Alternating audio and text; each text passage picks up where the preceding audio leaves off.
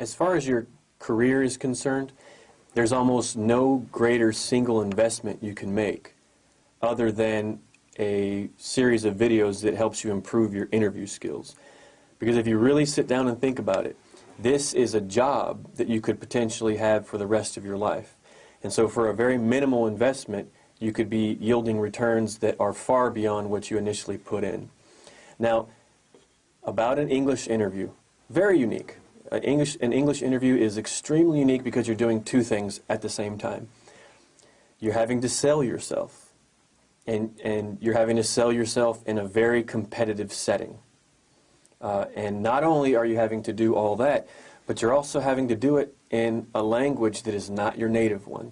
So that presents an extra challenge. The good news is that interviews are extremely predictable. Extremely predictable. And because of that, you can prepare for them. It's not a mystery. It's essentially the same template in most companies with minor differences. And even if your English isn't great, you can still prepare, you can still get your grammar down, you can still get your pronunciation right. But before we get into the actual technical aspects of interview preparation, we would like to address your pre-interview psychology. So here's a rhetorical question. What do you think about when you hear the words English interview, honestly? I would say that most people I've spoken to link or associate some degree of pain to the words. So anything from fearful to, scared, nervous, let's just get it over with kind of attitude. And you probably already know this, but what you focus on tends to become your reality. So if you, certainly in a high-pressure situation like that, there are many, many negative things to focus on. All around you, all over the place, on the face of the person, in your mind. There's so much potential negativity to focus on that if you go into that interview looking for it and thinking about it, what you'll actually do a very interesting thing with those negative feelings is you'll actually reproduce them. You'll start to multiply them. You'll start to live in them, and what it does is you kind of create a pre-programmed template that beyond that you'll start to look for information, you'll start to look for proof or evidence that reinforce that initial pre-programmed setting that you established for yourself.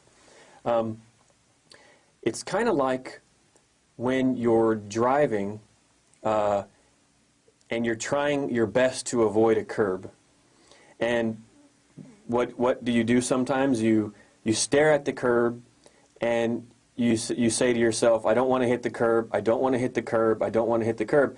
And the weirdest thing happens. You don't notice it happening because it's all happening unconsciously. But your body starts to change, essentially beyond your control. Maybe your shoulders start to position differently. Maybe your arm starts to tug the wheel unconsciously. So because you're telling yourself, avoid the curb, avoid the curb, avoid the curb, other things start to happen that match what you're focusing on. Instead, what you're supposed to do in that situation is focus on where you want to go, not where you're trying to avoid. And if you focus on getting out of the driveway or getting onto the road,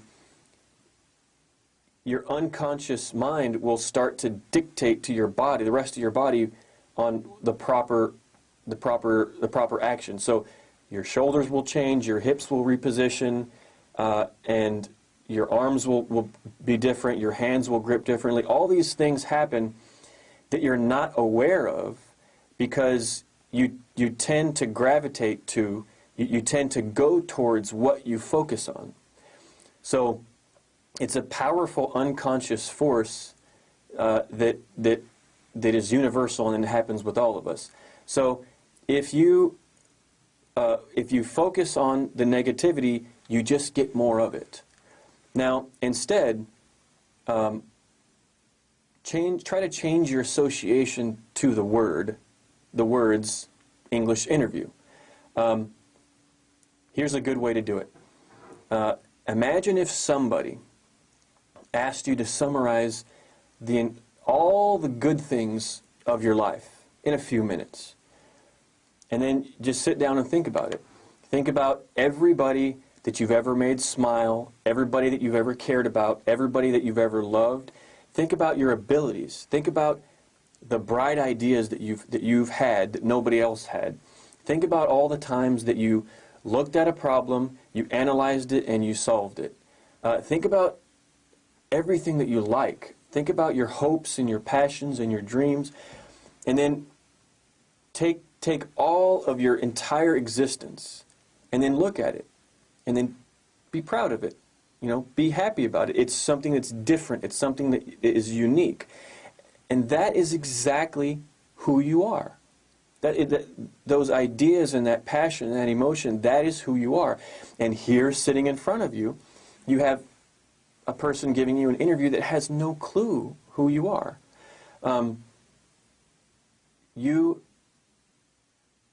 Essentially, what humans is a collection of life experiences, a collection of unique, one-of-a-kind experiences, and it's just a matter of communicating that to them. Here you have somebody in front of you that is probably pretty important, and they're listening to you, and they're focused on you. Show off. This is your chance to show off.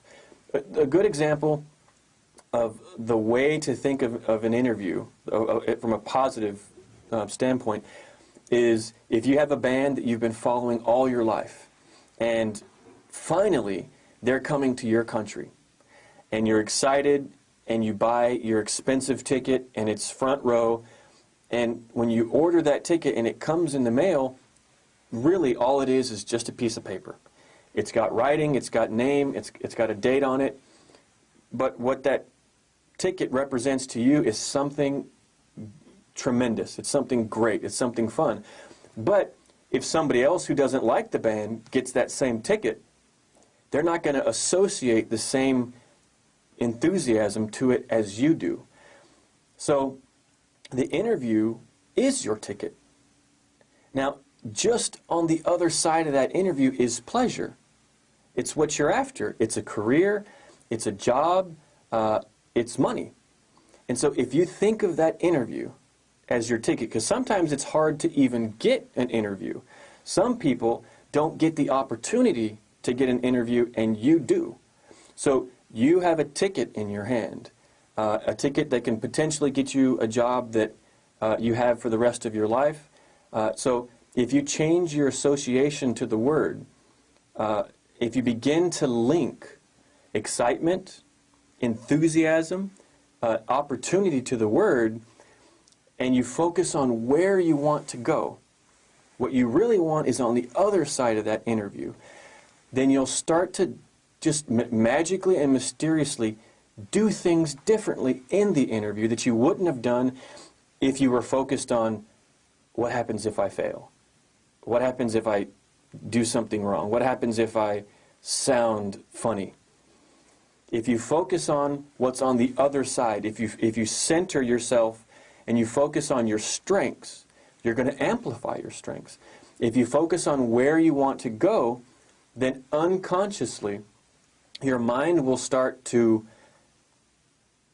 change the way you respond to the interviewer. Your tone will sound strong and confident. You'll make direct eye contact. Your answers will be sharp, crisp, and clear, and you won't even really be dictating it. It'll just be happening unconsciously because you're focused on the right things. This interview series is going to be different from anything that you've ever seen, because we don't just address the techniques, the proper tenses and common responses to questions, but we also address the winner psychology that you must have going into it. And remember, if you focus on your strengths, and there are many of them, you'll amplify them and you will get the job.